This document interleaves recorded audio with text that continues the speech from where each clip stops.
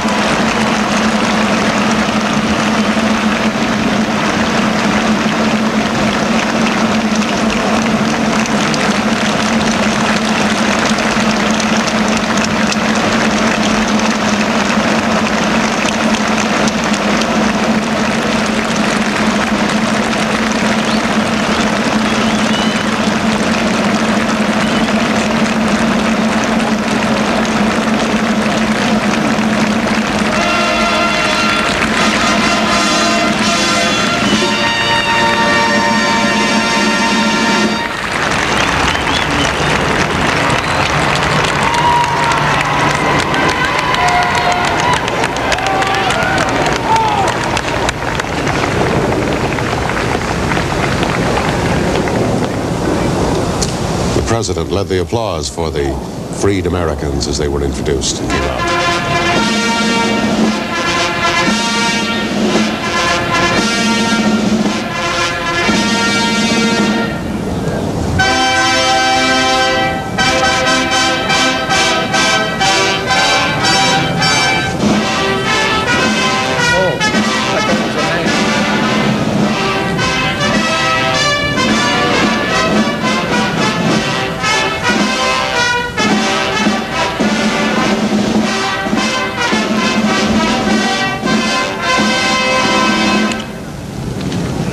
Ladies and gentlemen, our national anthem.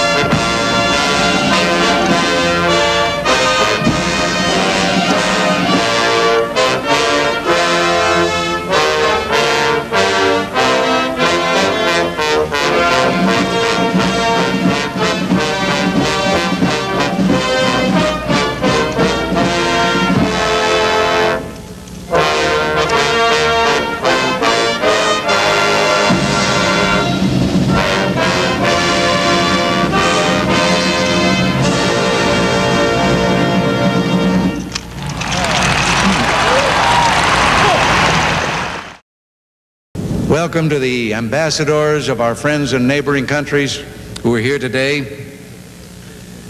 And I can think of no better way to let you know how Nancy and I feel about your presence here today than to say on behalf of us, of the Vice President and Barbara, the senators, the members of Congress, the members of the Cabinet, and all of our fellow citizens, these simple words: welcome home. You be seated, please.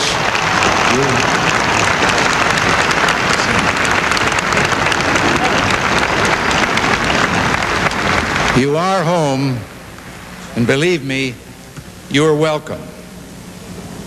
If my remarks were a sermon, my text would be lines from the 126th Psalm. We were like those who dream. Now our mouth is filled with laughter, and our tongue with shouts of joy. The Lord has done great things for us. We are glad. You've come home to a people who for 444 days suffered the pain of your imprisonment, prayed for your safety, and most importantly, shared your determination that the spirit of free men and women is not a fit subject for barter. You've represented under great stress the highest traditions of public service. Your conduct is symbolic of the millions of professional diplomats, military personnel, and others who have rendered service to their country. We're now aware of the conditions under which you were imprisoned. Though now is not the time to review every abhorrent detail of your cruel confinement, believe me, we know what happened. Truth may be a rare commodity today in Iran. It's alive and well in America.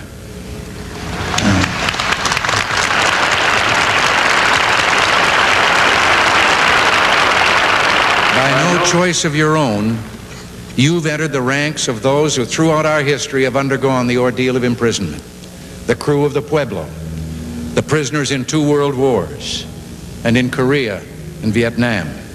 And like those others, you are special to us. You fulfilled your duty as you saw it. And now, like the others, thank God you're home, and our hearts are full of gratitude.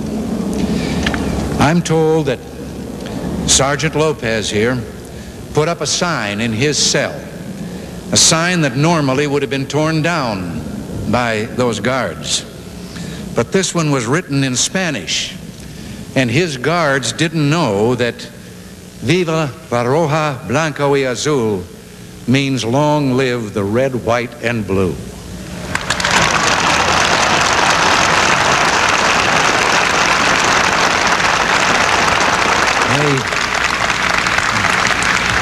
They may not understand what that means in Iran, but we do, Sergeant Lopez, and you filled our hearts with pride. Muchas gracias. 2 days ago, Nancy and I met with your families here at the White House. We know that you were lonely during that dreadful period of captivity, but you were never alone.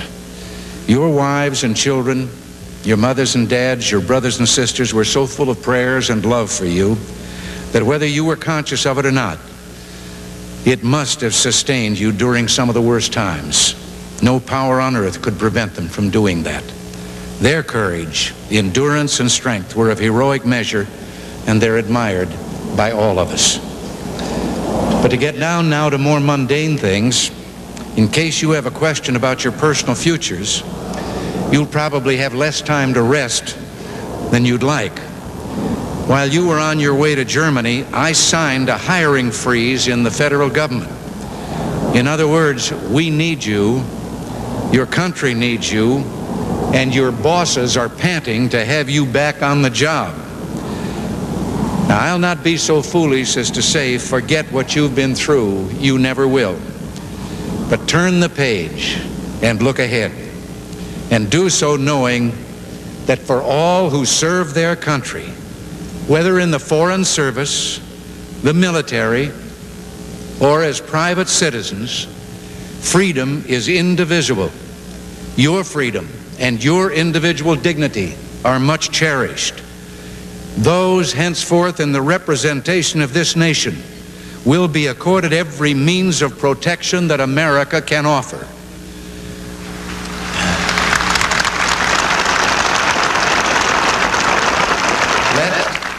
Let terrorists be aware that when the rules of international behavior are violated, our policy will be one of swift and effective retribution.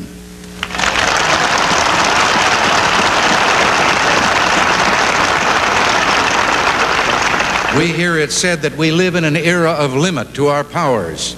Well, let it also be understood there are limits to our patience.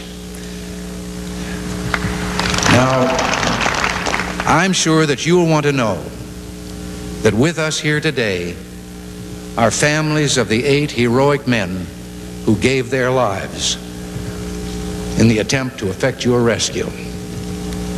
Greater glory hath no man than that he lay down his life for another. And with us also are Colonel Beckwith and some of the men who did return from that mission. We ask God's special healing for those who suffered wounds and his comfort to those who lost loved ones. To them, to you and to your families, again, welcome from all America, and thank you for making us proud to be Americans.